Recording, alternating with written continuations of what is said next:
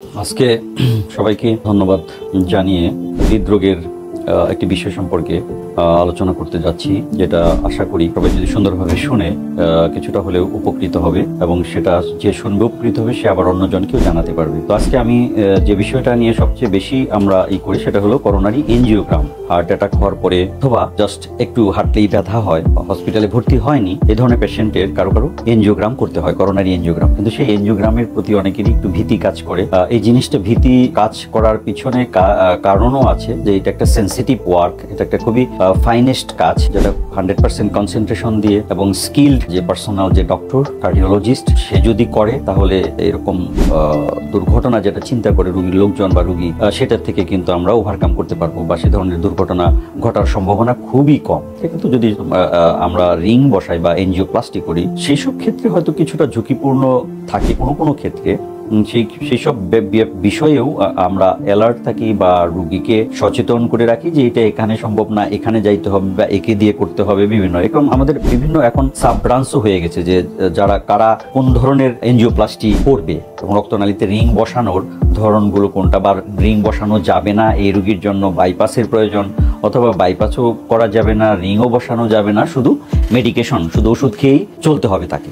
এই জিনিসগুলো আমাদেরকে মনে রাখতে হবে এবং এখানে আসলে ভয় পাওয়ার কোনোই কারণ নাই। সব রুগীর তার এনজিওগ্রাম করতে হয় না। আমাদের এখানে শতকরা দেখা যায় যে 60 থেকে 70% ক্ষেত্রেই কিন্তু কোনো এনজিওগ্রাম লাগে না, শুধু ওষুধ খেলেই চলে আর কি। এনজিওগ্রাম কখন আমরা করতে বলি? যখন মনে করেন একটা রুগী হয়তো হসপিটালে ভর্তি হয় না, কিন্তু দেখেন দোতলা বা একতলা উঠতে গেলেই তার বুকে হয়রান লাগে অথবা বুক ব্যথা হয়, জাস্ট জিভের নিচে স্প্রেটা দিলে, নাইট্রোগ্লিসারিন আমরা বলি, স্প্রে দিলে অথবা রেস্ট নিলে কমে যায়। এই ধরনের পেশেন্টগুলা ওষুধ খাওয়া সত্ত্বেও এইরকম এর থেকে বেশি উন্নতি হচ্ছে না। তো এইগুলো আমরা বলি যে ক্রনিক করোনারি সিনড্রোম বা স্টেবল করোনারি আর্টারি ডিজিজ। আগে ছিল স্টেবল করোনারি আর্টারি ডিজিজ।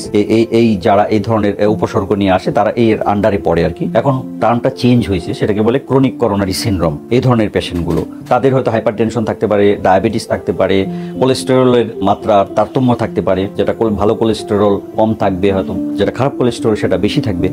আর হলো স্মোকার হইতে পারে, এক্সট্রিম ওবেসিটি, ওবেস থাকতে পারে, টেনশন থাকতে পারে। তো সেই জিনিসগুলো রিস্পেক্টর গুলোর বিবেচনা করে আমরা সেসব পেশেন্ট গুলোকে বলি যে হ্যাঁ, আপনার ওষুধে আমরা 3 মাস 6 মাস দেখলাম কিন্তু আপনি তো খুব একটা ইম্প্রুভমেন্ট হচ্ছে না, ওষুধ বাড়িয়েও হচ্ছে না। তখন তাদেরকে কিন্তু এনজিওগ্রামের আওতায় এনে রক্তনালীটা কেমন আছে, রক্তনালীর ব্লকের চেহারাটা কেমন, সেটা কিন্তু এনজিওগ্রাম ছাড়া বোঝা যাবে না। শুধু ইকো করলে, ইসিজি করলে, এইসব ক্ষেত্রে ইসিজি ইকো 100% নর্মালও থাকতে পারে অনেকের ক্ষেত্রে আর কি। এবং সাধারণত বলা হয় এই ধরনের যে ক্রনিক করোনারি সিনড্রোম, এদের প্রায় 40 থেকে 50% ইসিজি সাধারণত নর্মাল এবং ইকো নর্মাল থাকতে পারে। যদি সে হাইপারটেনশন না থাকে বা ডায়াবেটিস, লং স্ট্যান্ডিং ডায়াবেটিস না থাকে, তাহলে তো ইকো নর্মাল থাকবে। তো তাহলে ইসিজি ইকো নর্মাল মানে নয় heart normal. Severe heart disease কিন্তু ইসিজি নর্মাল, ইকো নর্মাল বা আদার বায়োমার্কার আমরা যেটা বলি ট্রোপোনিন, সেগুলো নর্মাল থাকতে পারে। তো সেই কারণে সে ধরনের পেশেন্টগুলোতে কিন্তু এনজিওগ্রামের আওতায় আনতে হবে, সেখানে কোনো অপশন আসলে নাই।